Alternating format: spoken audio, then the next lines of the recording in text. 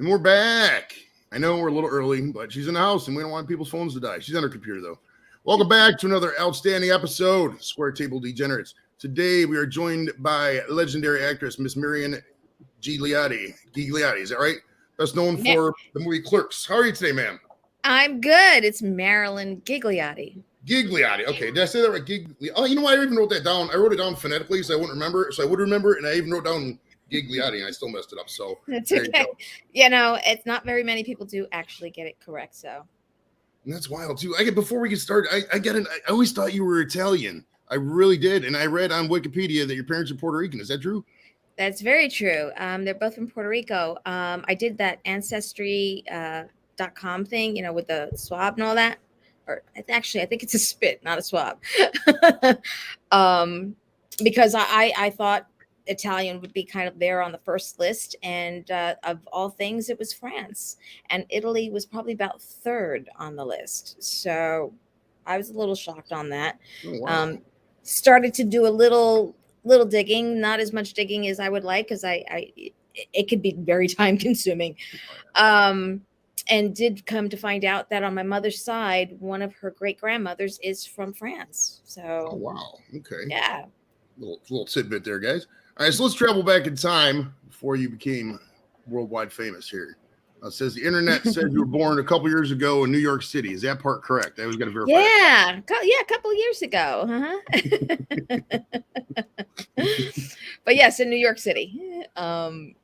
Lived there till about the age, actually, I don't know what age, but in maybe third grade, moved out to Long Island or something like that.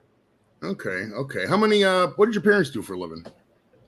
My mom was a stay-at-home mom, so she worked out of the house. My dad, he was a mechanic of many different avenues.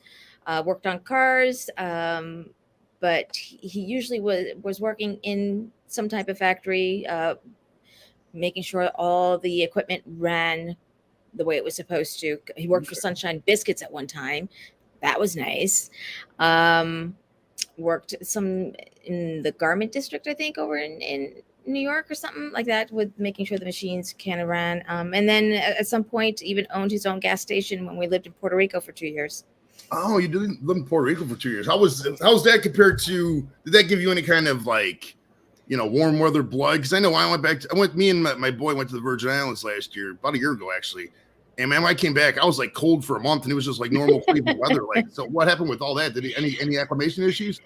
Look, honestly, it's like before I moved to Puerto Rico, I hated the winter. I was never a cold winter person. I liked the warmer weather.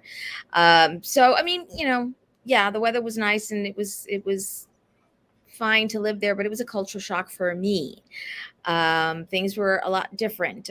So when we moved back to the States, I was happy about that. I don't know that I would love to have lived there for the rest of my life. Well, how old were you when you moved back to the States? What brought you to? Did you move back to New Jersey, North Jersey? What happened? Yeah. Well, I was there for 7th and 8th grade. So moved back to Jersey and finished my 9th grade in New Jersey. And so I was only there for like 1 year in the middle school before I had to move into the high school, still getting to know people and stuff like that. But yeah. Okay. So that brought you up to, so you were like, that was right in the hunt. Hold on, let me find out where I was at here. All right, how many brothers and sisters you have too growing up? Any? I have an older sister and a younger brother. And my sister's still in Jersey. My brother, he lives in Florida. And then I've got my daughter who lives in North Carolina. Oh, okay, cool. North Carolina, raise up. Love North Carolina. I was actually going to go down to North Carolina, man, for the Browns opener against the Panthers, but man, I don't know, because like the ticket prices just keep going up, and man, that's like when I break it down, it's like going to be like $1,000, like with the hotel and the tickets. It's like I don't know if it's I might just have to punt that one and go to Buffalo. Well, now where are you at again? I'm in Cleveland, Ohio. It's about a 10-hour drive, I think, maybe. You know what? That's doable. 10 hours. It's not so bad. It is beautiful down in Raleigh, though. It is. I got buddies out. I got a couple buddies I told I was going to meet down there, but I'm going to Baltimore later too, and they could meet me there. Maybe, I don't know. We'll see. It's coming up. I don't want to make decisions on the fly because you know how that goes. What did so we were growing up? Did you grow up have anything to do with like the new punk scene? It was right there in New York, like Immersion, Boom. Like you were in high school. Did you have anything to do with that? Or were you kind of like a loner? Not What did you do in high school? high school, high school. I wasn't with the in crowd. I wasn't with the out crowd. I was just kind of there.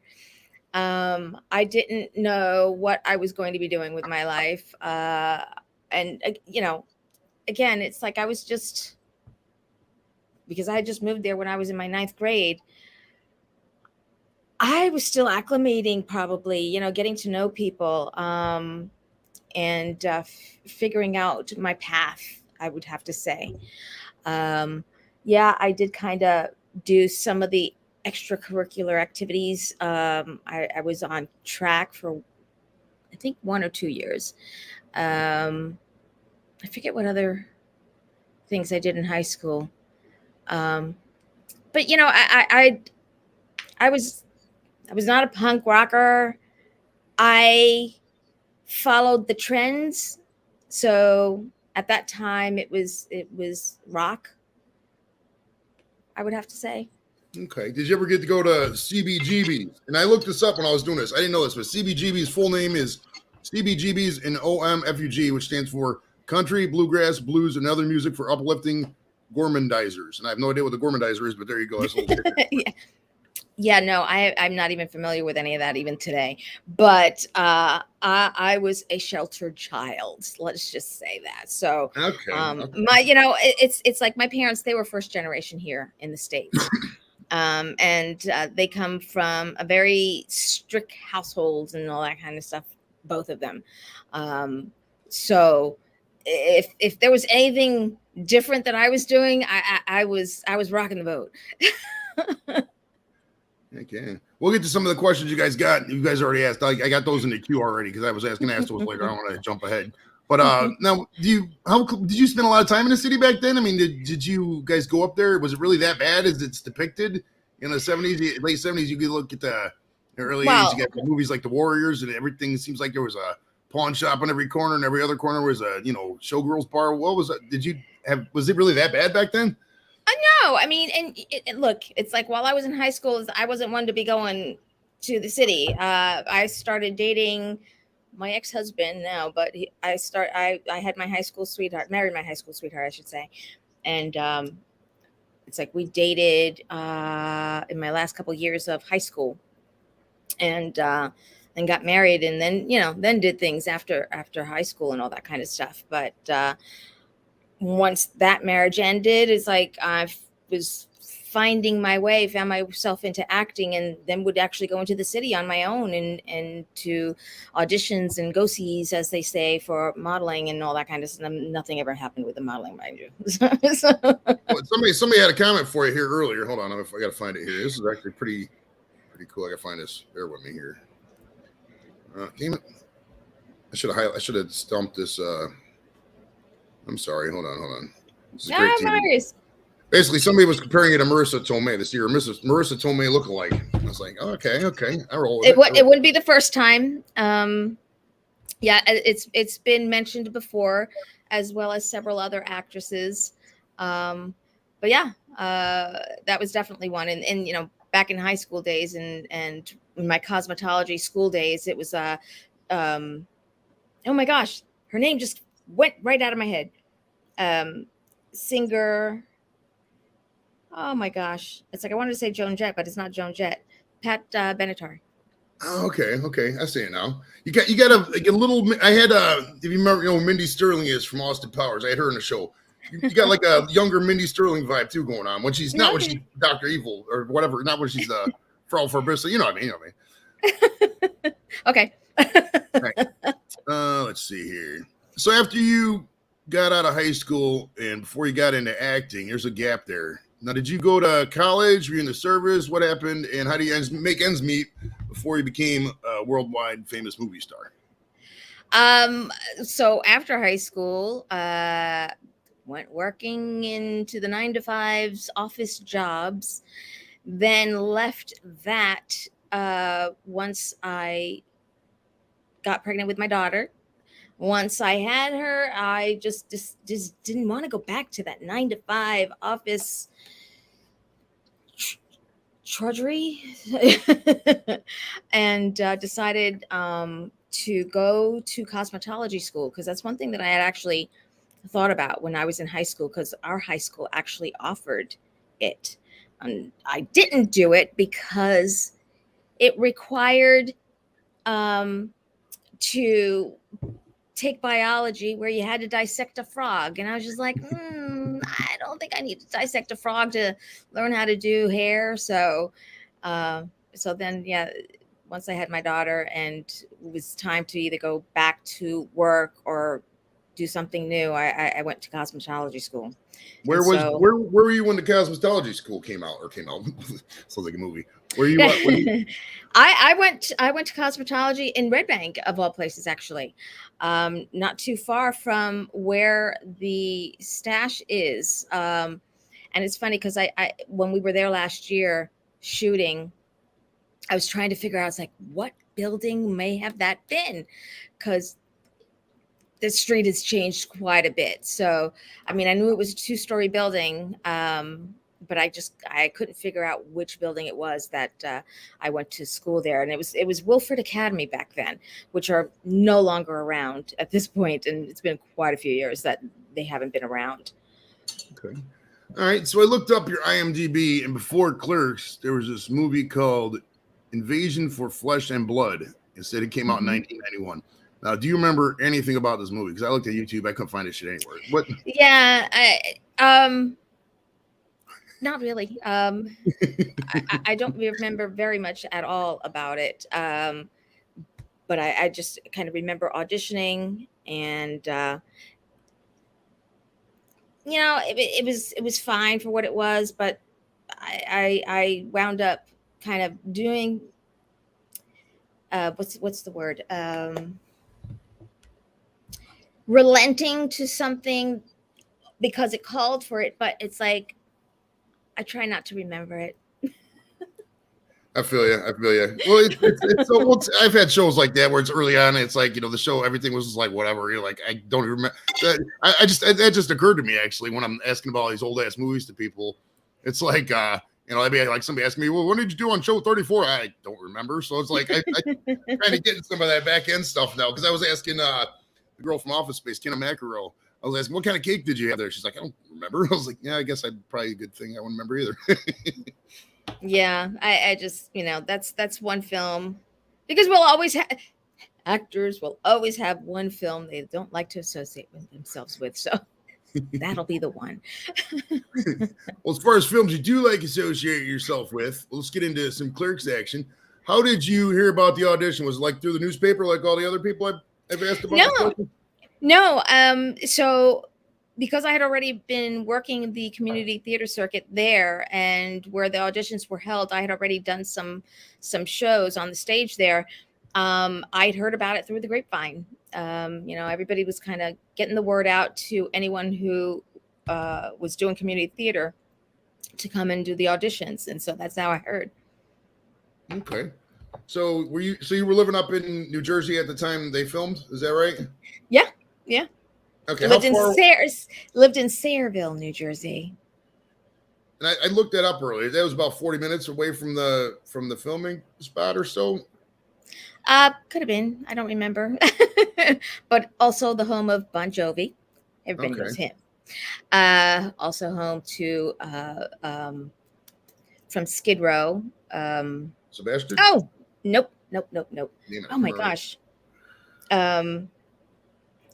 It's terrible. This brain, it's gotten so bad. You're telling me, man. I'm shot. I do a couple weed gummies. We're doing weed gummies for super test, by the way. I do some of those. I'm just like, Dave Sabo, the Snake Sabo. That's who. So from wow. I had it before but I was trying to remember the name. So then it's like the name of the group actually kind of went out of my head. Oh, so Skid Row. Skid Row, yes. Have you ever met Skid Row? Skid Row's a great band, man. I love Skid Row. Well, my ex-husband actually used to roadie for them. Okay, that's a cool story. Nice, nice. I So talked to yeah, actually, I'm sorry. Let me rephrase that, because before Skid Row became Skid Row, because Dave used to be in a different band, I can't remember if the name of the band was the same, but it was a different group. And so, he was offered to have his own band, which he already had, but he was offered to kind of start a new group and get a record deal and stuff like that. And so that's where Skid Row kind of happened. So little tidbit information there on something that has nothing to do with me, but but yeah, my ex-husband used to roadie for that group before Skid Row. That's awesome. That's all. I talked to Sebastian Bach at Cameo for like a couple seconds. He's like, rock on. I don't think he's gonna do a show, but it's still cool talking to him. And now here's another little fun tidbit for everybody. So Skid Row, or pre-Skid Row, used to open up for a group called Whisper that used to have was John actually in that group, or was it just I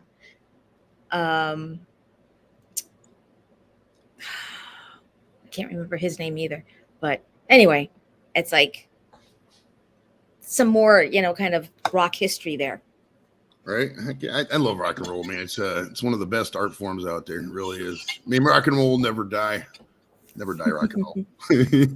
So let's see here. Did you audition for any other roles besides Veronica, or was that the only one you were reading? Well, the thing is, it's like nobody knew what we were auditioning for exactly. We just knew that we were auditioning for, and this is the way that it was put to me, some kid who's making his film. That's all we knew. There were no exact roles that were given to us. We had to do a monologue. So that left it pretty much open as to know what we were auditioning for. Which, not really being aware of the film business and how wrong that could have turned out, not knowing what the script was, and my experience now on the things that you can come across, that was taking a chance.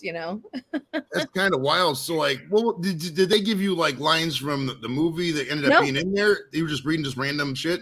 No, we had to do a monologue. We had to bring in our own monologue to do on the stage, and they filmed it. And once I was called from Kevin, within that week, could have been a couple days, could have been I don't remember that specifically, but he called me up, asked me to come down to the convenience store, that he was interested in casting me, and he gave me the script to read. He specifically wanted me to read the script, make sure that I was completely comfortable with the dialogue. That was actually my next question right there. What was your impression of some of the rather bold dialogue, shall we say, for the time? I mean, that was pretty. I mean, we quote it all the time in the Guard. I mean, I took it to work and I was reading the script and I was laughing. It was funny. I didn't have to get naked. I didn't have to do anything like that. So I was like, it's funny. I'll do it. Nice. So it said, well, that answers that question. So was the black and white aspect, did you know that going in, or was that just kind of, you knew that going in? Okay. Yeah, we did, because it was all because of the lighting in the convenience store. That kind of lighting is not flattering to the skin. So once you start using color, it's like everybody would have looked green. And so you're talking, that's a lot of color correction that back then, like, it was already going to be expensive to make that film for someone who didn't have any money, having to get the film and all that kind of stuff. And so then that means post-production would have been even more costly to do that. And to be honest, it's like, I don't even know what the process is of color correction on film. I think they got to go in well, they used to have to probably just color it by, hand, I think. I don't know. I don't know.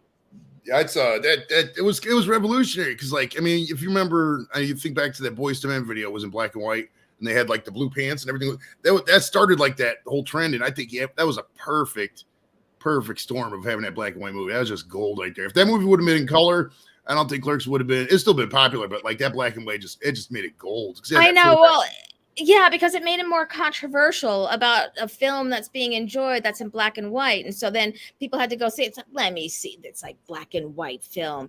But yeah, it would have cost a lot more to actually get the proper lighting so that everybody didn't look sick. So I agree. I feel like it lent to it and was just a happy mistake. Yeah. All right, now I didn't. This next one, don't take any offense to this, but I didn't realize this until I was doing some research. Now you were like 8 years older or higher than a couple of these guys in the cast. I'm older. I haven't specifically counted how much older than I am than everybody, but yeah. I just told people I got to cut off my arm and count the rings, and they'll find out how old I am because I don't remember at this point. But like, did this ever come into play? Did they knew that going in, or I mean, it was like me hanging out with a bunch of younger kids. Was that anything, or was it just like whatever? It's just a movie. They didn't care. I mean, it's not like they asked my age beforehand or anything like that. I've always looked much younger than my actual age. I mean, around that time, I was doing theater at this church. They had a community theater stage that people would rent to do community theater. And I just remember going to rehearsal one day. They were having SATs at the church at one point. And so the moderator at the door, he's like, "Oh, you're here for the SATs?" I'm like, "No, but thank you so much." That's awesome. I didn't even take the SAT. Well, I took the PSAT, but then here in the Midwest, we got that ACT, and I took that, and I didn't go to college right after school. I fucked around for a couple of years and then went, but yeah, those tests, I don't know. That was kind of hard, man. You think about it. Like, if you gave me an ACT or an SAT right now, I don't know how I would do. I'd probably bomb that thing, I mean, I can't, because in high school they give it to you, but I can't remember if it's a requirement or you just automatically do it. I mean, I wasn't going to college because I knew I did not want to go to college afterwards. I didn't want to do any kind of schooling afterwards. Cosmetology, I wouldn't actually consider it schooling, but that was the most I excelled in school. But yeah, I wouldn't even know how I would do. All right, now we got to get into some weed stuff because the Clerks is very weed based, and I'm a very weed based show. Now, did you smoke weed with those guys back then? Were they smoking weed on the set, or you just stay back and you just did your thing and they smoked their weed over there? How'd that work? They didn't smoke weed on the set, as far as I'm. Oh, okay. Remember. So there was no weed at all. Not even when they. Yeah, there were cigarettes. Well, okay. Nobody. The only person that I know that smoked weed, I think, was Jason at that time. But I don't recall anybody smoking anything other than when they started smoking cigarettes to give the atmosphere of, especially during my scene with the fire extinguisher. And that's what I understand created Kevin starting to smoke cigarettes, which he doesn't. Which I don't believe he does anymore. He only does the weed now. Now, can I ask? Have you ever smoked weed? Do you smoke weed? No. No. Wow. Okay. Good for you. Good for you. I'm not. I know people might be saying out there, "Hey, Joey, you're a pothead. You tell everybody to smoke weed all the time." I say, if you don't have to smoke weed, that's better. You can save the money. You know what I mean? But to be honest, I do not care for the smell, and it's even worse now than it was back in the day. That smell. But for me, I remember getting my wisdom teeth pulled. I think I was in high school. It was after high school. I think it was high school. And I was in a lot of pain, and I was given a Vicodin and had to get up to go to the bathroom in the middle of the night. And I felt like I floated the whole way there. And I was like, oh, I don't like this. I don't like this feeling. So that in itself kind of steered me away from kind of doing any kind of extracurricular mood enhancers. It shows in your face. You're very young looking. You look like you're in your 30s. So you can probably go out there and do the movie again, which we'll get into here in a minute. Now, was it true that that store was an actual store when they were filming that movie? The convenience store? Yeah, like it was an actual running convenience store. Oh, yeah. Still is. Yeah. Oh, so they still? I thought it was like just like a shrine. Though it's actual convenience store still. Oh Okay. yeah. It had been in business for a very long time before, still in business for a very long time after. So yeah, Okay. it's a very convenient area to have the convenience store. That's great. Now, along the lines of the weed stuff, I mean, not we don't have to get into a basic what was Jason like to work with, but what back then was there any kind of interactions with him offset? Did you really get to know him, or was it just kind of a business thing? Actually, no, I really didn't get to know him because he was there on days that I wasn't, and vice versa. And needless to say, he didn't really like anybody being around when he was shooting his scenes, which is something that comes into play in the film Shooting Clerks, which was made by Chris Downey, who lives in Scotland, and one of the producers, Ryan James, who's out here. Uh, it's basically telling the story, not in documentary, it's a biopic, of how Clerks came about. And it goes into the story of how he did not like anyone being around to shoot the film. And I think it's safe to say this, at least, because we do recreate many scenes from Clerks 3. I mean, from Clerks in Clerks 3. It's going to be confusing. And that's one of the things that is actually brought up. Okay. Now, what is your favorite scenes from the original movie that you weren't in yourself? Do you have any? Oh, absolutely. And I've always said this. It's when Silent Bob finally talks. I love it. Give me advice about dating, I think it was. No, it's well, yeah, kind of. But I feel like it's just a very poignant moment that, and that's something that he then actually took into other films that he would write with the characters, where the only time Silent Bob spoke was when he had something really that resonated with everybody to say. I love that. My favorite Silent Bob line was the chasing Amy. Was it chasing Amy? The Mallrats, when he was quoting the Yoda thing. He's like, Jedi, no, not what. I can't remember the exact line. Oh, that was a great line. That was a great line. It's like it's something like Yoda. They knew not what they does, or I can't remember now because All right, we got a question from Sam. He's in Australia. He says, "What is Marilyn's favorite modern day actress?" Ooh. Well, what I will say is, when it comes to people asking me what my favorite is of anything, I don't like having to pick just one. Yeah. I don't want to have to be relegated to just picking one specific anything. But actors that I do enjoy, gosh, there's so many. Shoot, I can't name them. I'm just trying to remember their names. I don't know. I don't know. All right. Here's a question from Captain. He's in Belfast, Northern Ireland. He says, "What is the favorite movie? What is the favorite movie that you were in?" So basically, your favorite movie that you were in. See, there goes the whole favorite thing, but that's like asking someone to pick their favorite child. Right. I typically don't ask the questions. I try not to answer. I try not to ask, but I try to get the chat involved, so they always asking. But one, what is it like to work with? Because I know you guys have been asked that 1,000 times. And the just like that, what is your favorite? Because those are very polarizing. You don't want to when I'm asking people a question, I'm like, oh, so who's one guy you don't want to work with in Hollywood? Yeah, it's not fair to that. You know what I mean? I was like, oh yeah, let me tell that right away. That I would, yeah. It's a get in trouble. All right, now Shar, she's in the UK outside of London. She writes, "Marilyn, you rock girl. What music do you like?" She likes the Beatles and the Beach Boys. Do you? I do like the Beatles and the Beach Boys. I mean, it's not something that I listen to on a regular basis. It's like and as far as music, I kind of like pretty much all types of music. But there's some music I can take a little bit, but I can't, I can't do it all the time. But for the most part, what I listen to is the regular stations that do the alternative, and pop rock and all that kind of stuff. The anything that's trending at the moment. Oh yeah. Okay. We got a burning question on the show. We ask every guest, who do you got? If I told you Beatles or Queen, who would you pick out of those two groups? Queen. Okay. The guys gonna like that. They're gonna like that. That's a popular answer. So you just went over some fans there. Good deal. All right.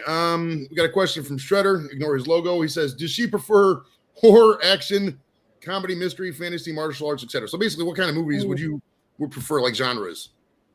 Now, do they mean act in or watch? That could be. Let's go with both. What would you like? What's your favorite to act in? Like, do you like comedies or dramas better, basically? I like the meat of the drama.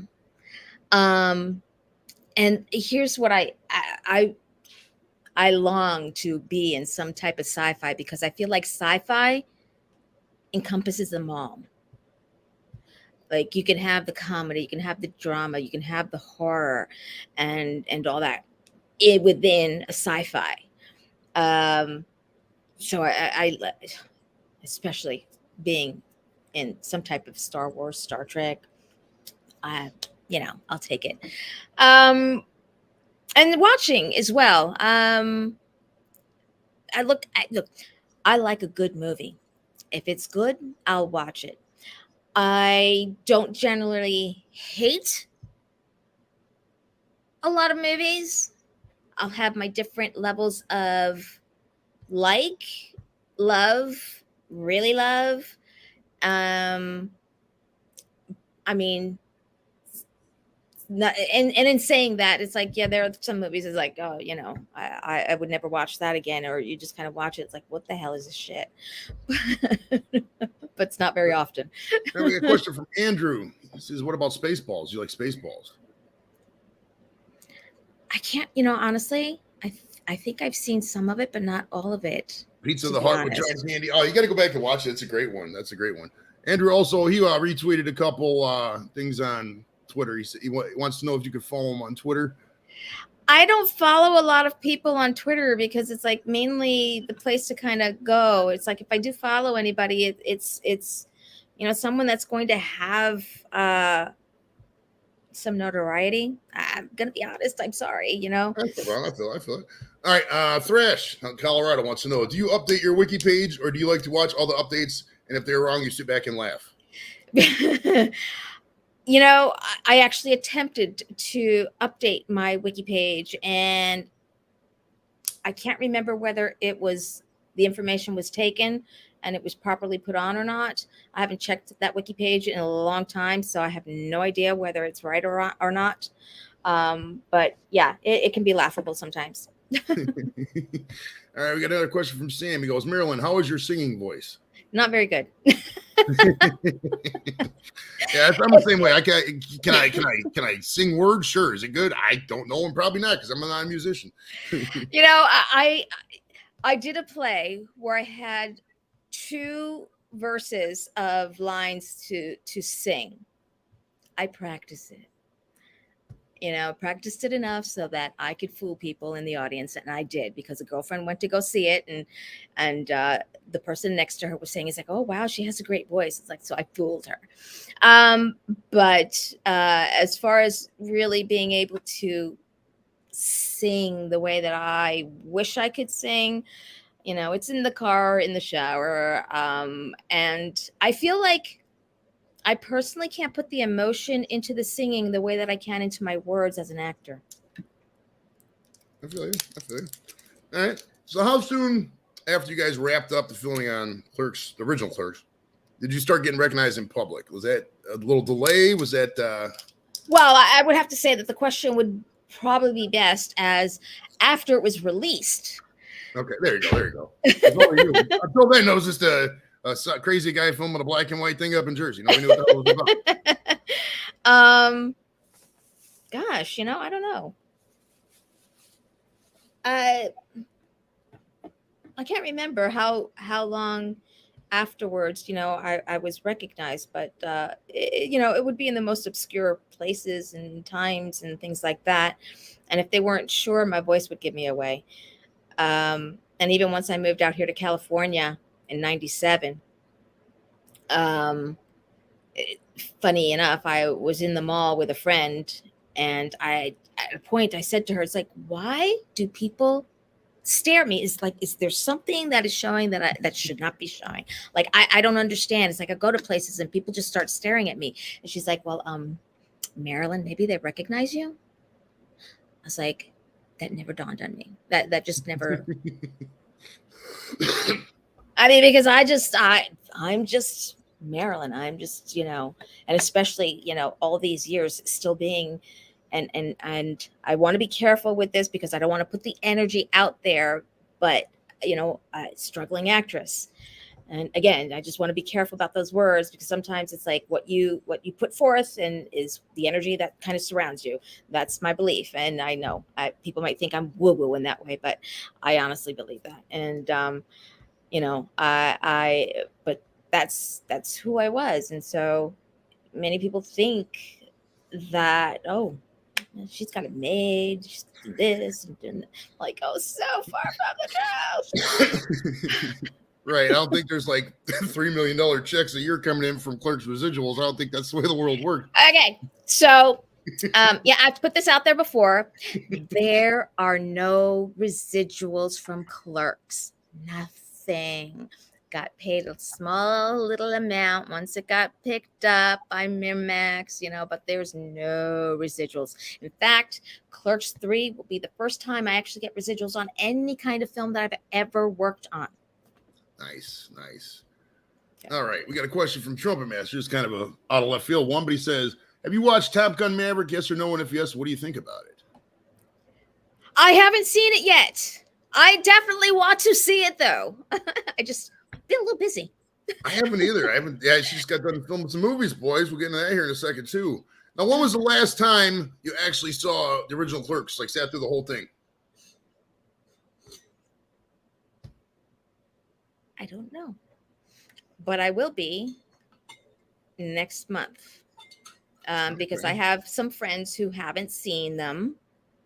And so friends and I will be getting together on a specific date at a friend's house who has very nice, theater kind of level to be viewing both the first one and the second one before we go see the third. Nice. And we'll get into that. We had a question from Captain earlier. Does she still work with Kevin Smith? We're going to talk about that right now. This Clerks 3 that's coming out, long time in development. No, it's been out. They've been talking about this for a minute, right? I talked to Scotty. He was like a year and a half ago, and he didn't even know if it was going to come out. So what's the deal with that? Long time. Yeah. Well, yeah. Just because one wants to make a movie doesn't mean that everybody will fund that movie, no matter how much connections that they may have in Hollywood. So that's what happened there. Okay. Yeah, the first time that Clerks 3 was supposed to happen, funny enough, I was told that I was going to be in it, and as far as Brian knew, I was scheduled to be in it, and then things kind of fell through because of money situations being offered to top talent, and and I understood where he was coming from. Without naming, it's out there. The information's out there anyway. So, but I don't have to go there. I totally understood his reasoning, and the story just kind of lingered there, without someone coming forth with all the funding to do it. But then again, someone had to be convinced to do it again, and it was a hard convince.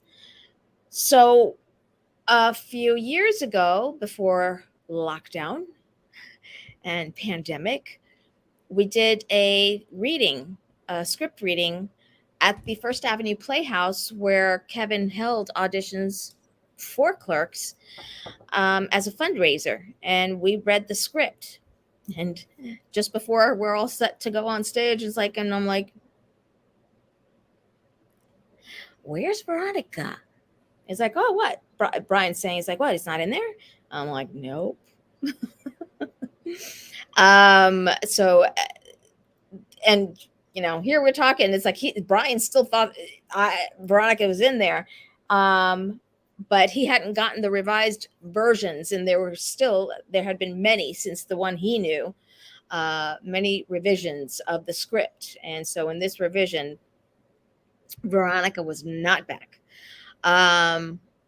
But it was great script. I mean, I liked it. I enjoyed it. And the people there that were there for the reading enjoyed it as well. But I'm glad it didn't get done because I wasn't in that one and I am in this one. So nice. Good stuff. Now, do you like you, Kevin, Ernie, Brian, everybody just have a giant Clerks group chat and Kevin says, hey, show up here, please. And then they just hope for the best. How does something like that just ultimately come together? Is it just a lot of, I mean, you don't have to mention names, obviously, but is it just a lot of, just waiting kind of basically, for lack of a better term? You mean for Clerks 3? Yeah, just waiting around for just, okay. For it to happen? No. So, okay. So it's like, I think the reading was in summer of 2019, maybe 2018. I can't remember for sure. And then he did Jane Silent Bob reboot. And somebody in the audience during the reading did ask Kevin, it's like, well, if you actually do a Clerks 3, will Veronica be back? They might have even specified me. And Kevin did say yes. And sure, I was excited and all that kind of stuff. But, knowing Hollywood for so many years now and having been promised roles in the past by other directors and things like that, things never manifest themselves, or maybe they didn't have to get their funding that they wanted, and so things just happen. You were that Jane Silent Bob reboot. You only in, if I remember correctly, because all these movies run together after a while. They just did like the cast of Clerks was different. You were only there for like a second or two, right? Pretty much, yeah. They brought us in. I was in and out in a millisecond on screen as well as New Orleans, because I got flown in, and then we shot the next day in the evening.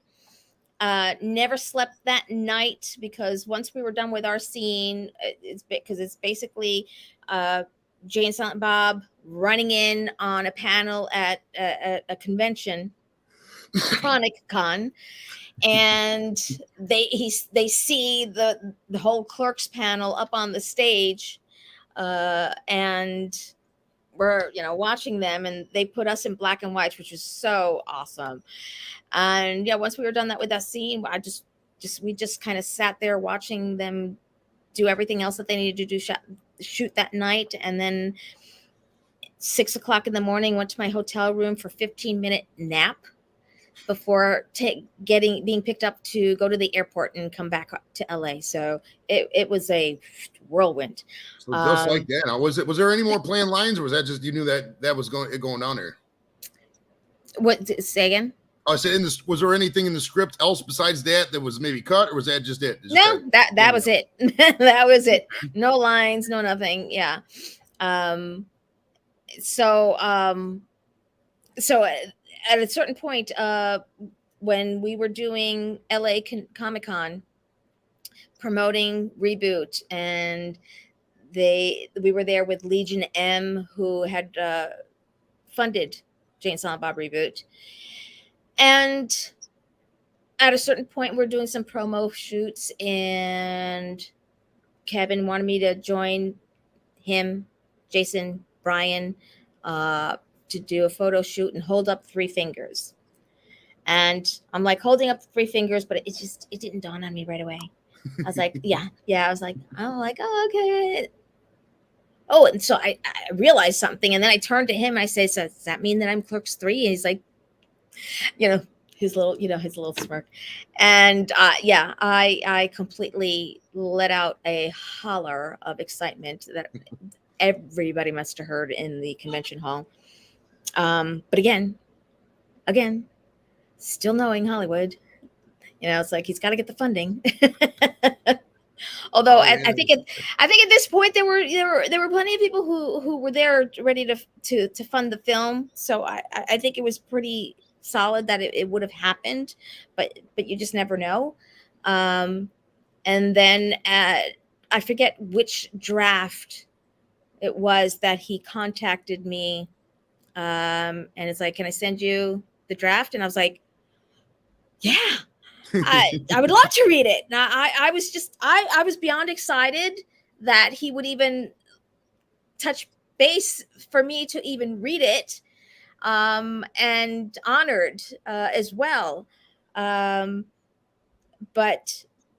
when the time came, you still, it's like until we hit the movie theater, and until like the day before yesterday, like that, it became real.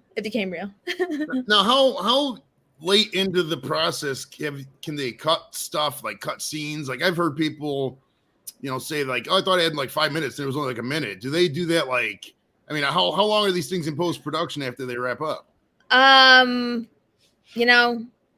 I've heard of films coming out and making some changes after they have their premiere and stuff like that. I mean, but I'm pretty sure that the picture's locked as it is right now. Okay.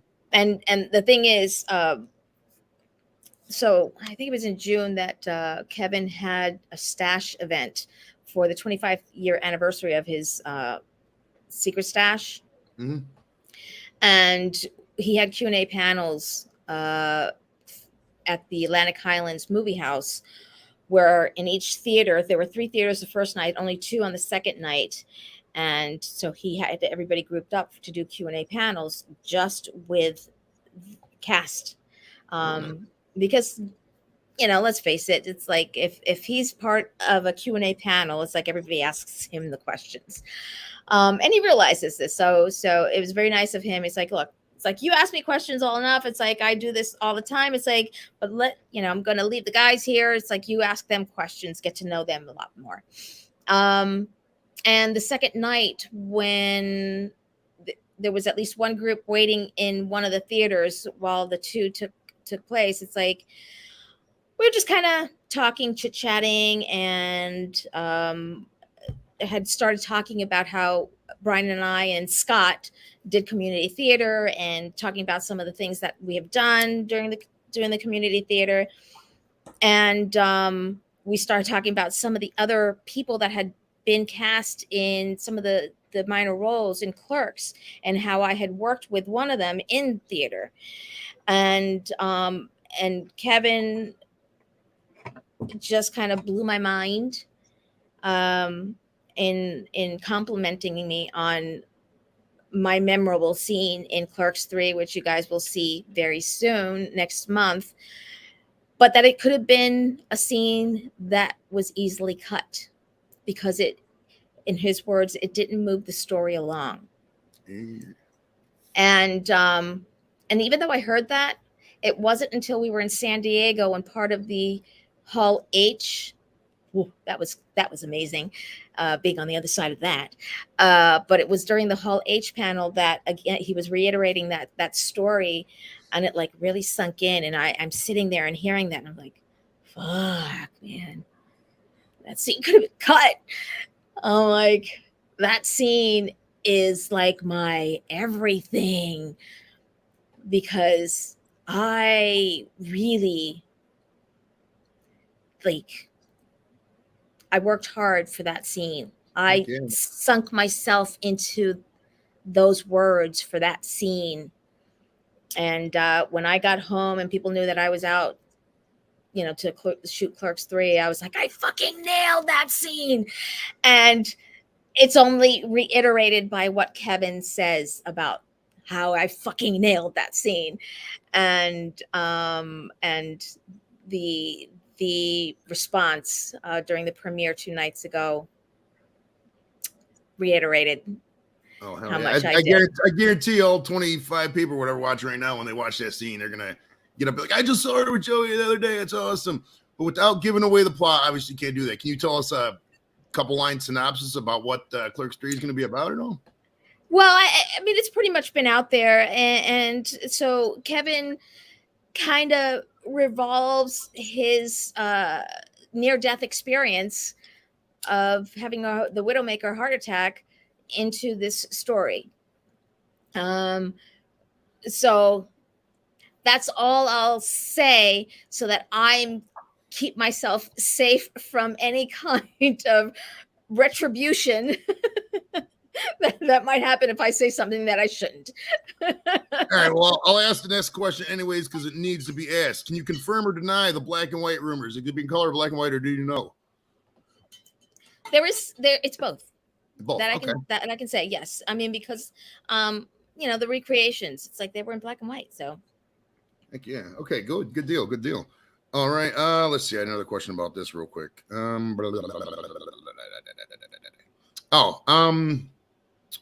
see all the publicity shots from that Follow the Clerks 3 page, and it was pretty sweet. I saw you were having fun out there, and I can tell right there you're having fun. Is this sort of thing more like a reunion than a movie kind of deal for you? Oh my gosh. I mean, yeah, absolutely. It's a reunion. I just wish we didn't have COVID to contend with at that time, because it kind of put a damper on things in many ways, because we had to keep isolated. So unfortunately, unless I was there to shoot my scenes, I couldn't be there. And so I was isolated in the hotel room. Not knowing what to do, and being bored out of my mind. So you guys filmed this whole bad boy during the shutdowns and whatnot. Did you guys have to? Was this before or after the vaccines? Did you have to get like daily tests and shit like that, or what was the deal with that? We didn't get daily tests. We got tested weekly, and unless we had to go onto set, because I went to New Jersey as a blonde and came back a brunette because at the time I was pretty much sick and tired of coloring my hair every 2 weeks. And so I let my hair just get lighter and lighter and blonder during the pandemic. And I had mentioned to them just before going out there to shoot, it's like, so, and I had just gotten headshots done, spent a lot of money on new headshots. And I mentioned to them, it's like, so, I know we're going to be recreating scenes and stuff like that, but it's like, my hair is blonde. So, do you need me to do anything? Do we get a wig? And so I was told, I was like, no, it's fine. Okay. So I went out there, and I got there at the beginning of the week. My first scene was at the end of the week, and I was blonde. And Monday, I get a text from Kevin. So I just saw the dailies. It's like the light hair is not working. It's looking gray, and it's aging you. It's like, go see so and so in the makeup trailer. Going to color your hair for free. He was emphasizing that. Oh, you can get your hair colored for free. I'm like, I can do my hair for free. I'm a hairstylist. Awesome. So needless to say, I did have to get COVID tested before I went back into the next day to color my hair. And so, yeah, and I've kept the color, kind of maybe reddened it a little bit more and changed it just a little bit. But the team, manager and stuff like that, they all prefer this color anyway. It's just the maintenance is like a pain in the butt. Oh yeah, I feel it. Well, I shave my head, so I don't really feel it. Back in the day, man, I haven't been here for so long, I don't remember. So we'll move along from the hair. You can commiserate a little bit then. Oh yeah. Now Kevin's obsessed with Star Wars. There's no secret there.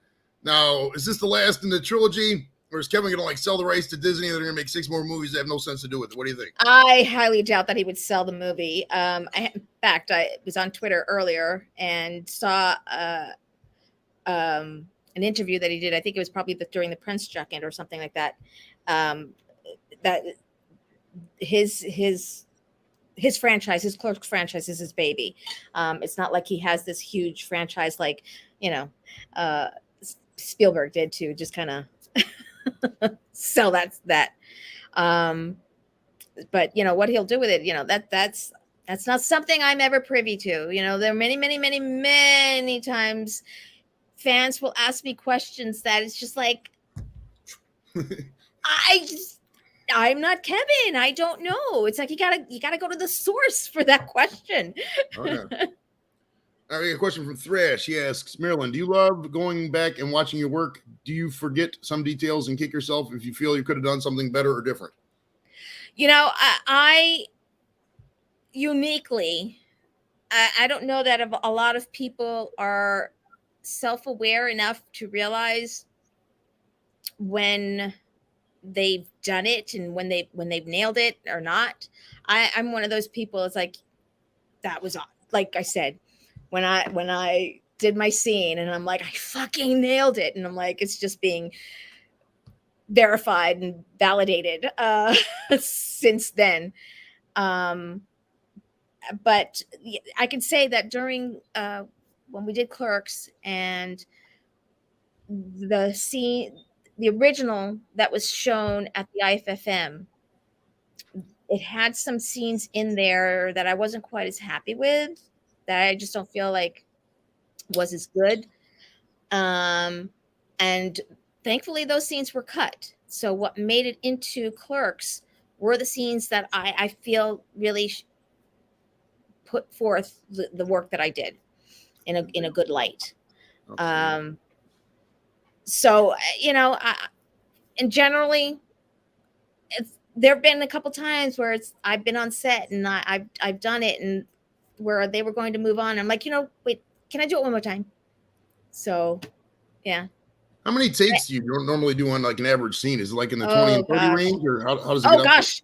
No, hopefully not that. I mean, I've heard of directors doing scenes that many, or maybe not, I don't know, that many times, but doing many takes on scenes because that's just who they are.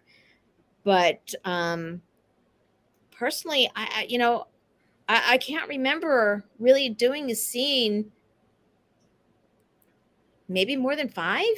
Okay, yeah, I was studying Stanley. I was watching a bunch of Stanley Kubrick YouTube stuff, and they were saying like a Full Metal Jacket and stuff like that. They always have some of these guys do it 20, 30 times, and he would just, until he got it just. He's such a perfectionist, like. Right, and I think that says more about the director than it is about the acting, to be honest. Oh yeah, that's a totally neurotic director. That's not bad acting. If you got people at that level, that's just a neurotic perfectionist. That's nothing to do with the actors for sure. All right, we got a question from Sam. He says, "Do you have a favorite pro sports team? You follow sports?" I don't hate sports, but I don't really follow sports. I love going to the games though. I like being there in the action of it. It's like, to watch it on TV, quite not so much. Although if I have friends who will have like a Super Bowl party or anything like that, I'll go.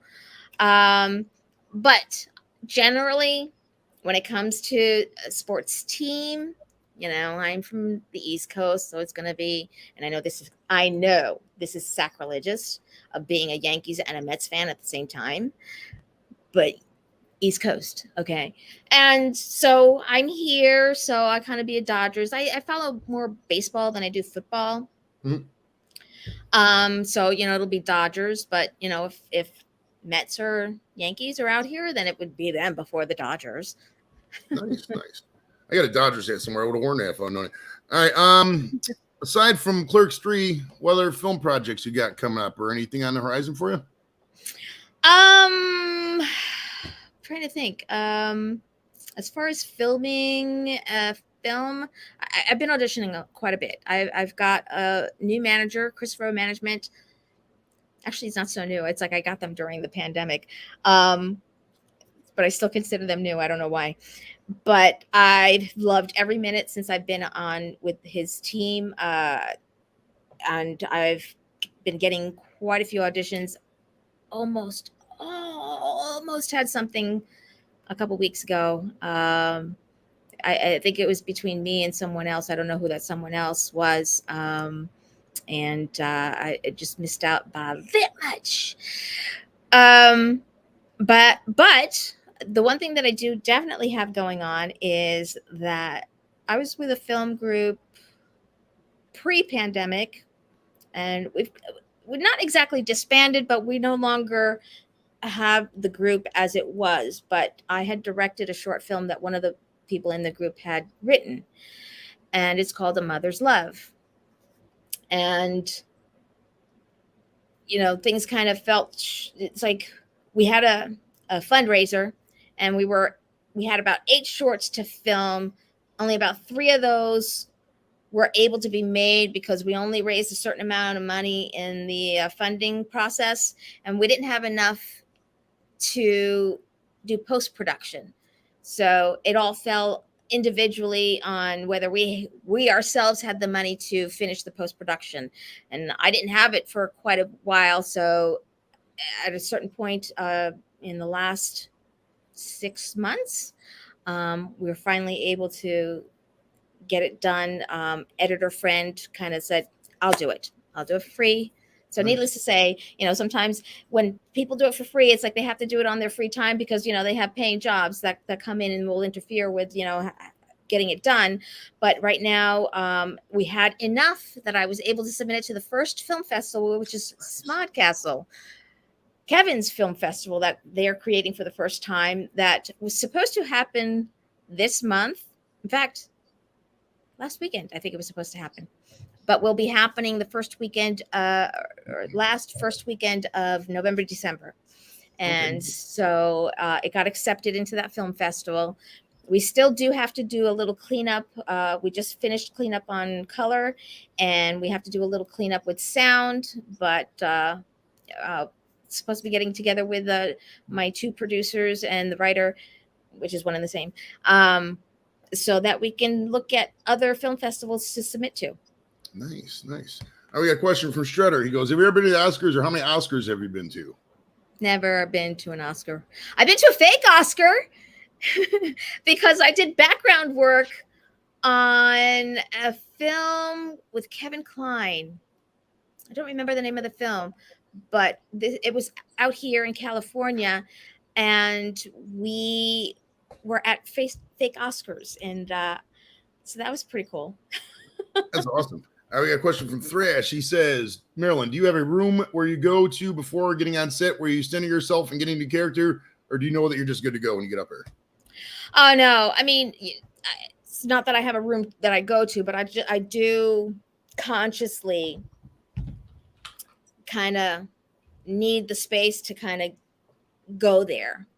And just connect with the character, connect with whatever that I have in my life that closely resembles the character, to be able to feed off of that. In fact, the morning of my big shoot day in Clerks 3, I woke up and I specifically was just like, not going to watch any TV, not going to be doing anything. I'm just going to sit with Veronica. And I just grabbed like this sheet of paper. I wish I had grabbed a clean sheet of paper, not something that had already had doodles on it, because I wound up having to keep it though, because on there I just kind of started writing from Veronica's head what was going on and why the scene was happening, and just kind of like as if it were a diary, but not. So yeah, that was something to do. And I remember this horror film that I did that was very emotional. It's like I just have to kind of go off by myself and just get into those feelings, so that then I'm good to go. I like it. Now, BC asks, he's from British Columbia. Yes, does Clerks have a 30th anniversary event planned for 2024? Do you have any idea about that yet? I don't know anything about it, but I would hope. I would hope. Ernie O'Donnell actually is someone that I know that he would really like to get some type of reunion anniversary thing kind of going, because he tried to do that. I don't know if it was either the 20th or the 25th anniversary. And of course, the information's been out there, having purchased the Atlantic Highlands movie house. And that's where they're going to be doing their Smodcastle podcast now. I'm sure that there would probably be something in the future there for that. Love Ernie. Ernie was on a show a couple months ago. Really fun guy. Yeah. Ernie. And I was checking out Cameo because I always ask people if they got a cameo. So you do have a cameo. Have you ever had any unusual? I mean, because you had a pretty awesome role in Clerks with some funny dialogue, obviously. Have you ever had some requests on there? You're like, I can't do this. I got to turn this down. Anything like that? The only kind of request that I would turn down is where it was a little bit on the promotional side, where it's like, I get paid a certain amount of money to kind of do this. So as an actor, so I won't do this for you. Commercially type. Yeah, I know. Yes, but I know many guys don't understand where they cross the line. But if it crosses the line, yeah, I probably wouldn't do it. There hasn't been that situation that I can remember. So that's good. Yeah. I was concerned because I mean, you know all about the 37-year-old. We talk about that all the time. I was even worried a little bit. I was like, man, I hope nobody asked that in the chat. So that's good. That's good. We had a good good PG-13 illustrated show here today. All right, before we cut you loose here, Miss Marilyn, it's a great show today, by the way. Awesome interview today. Thank you. How do people get a hold of you? So I am on Instagram. That's how you got a hold of me. Yes, ma'am. Facebook. Now, mind you, I do not check my messages on Facebook. I just can't. It's too much. And Instagram is starting to get a bit too much now too. And I'm on Twitter. Now, Twitter, it's that Clerks girl, but the others are Marilyn Ghigliotti. And you can also find some amusing, not a whole heck of a lot of TikToks, but I'm on TikTok. I have some fun occasionally. Nice. And Taylor, they didn't use real weed. We talked about that earlier. I think all the guys are pretty healthy and on the up and up now. Appreciate it. But she said Clerks 3. Now that I don't know. Okay. Oh, that's right. Yeah, we did talk about the original Clerks. There's no weed in the original Clerks, and Clerks 3, we don't know. But if I was to guess, judging by, the recent sobriety of a lot of people, I was probably say no, but you never know. Kevin probably smokes. Heck yeah. All right, Marilyn, thank you so much for coming out. I appreciate it, man. You're welcome. Thank you. Heck yeah. Check us out all the time. We'll be here on Monday. We got some guy from Twitch coming out. So we'll see you then, boys. Take it easy, fellas.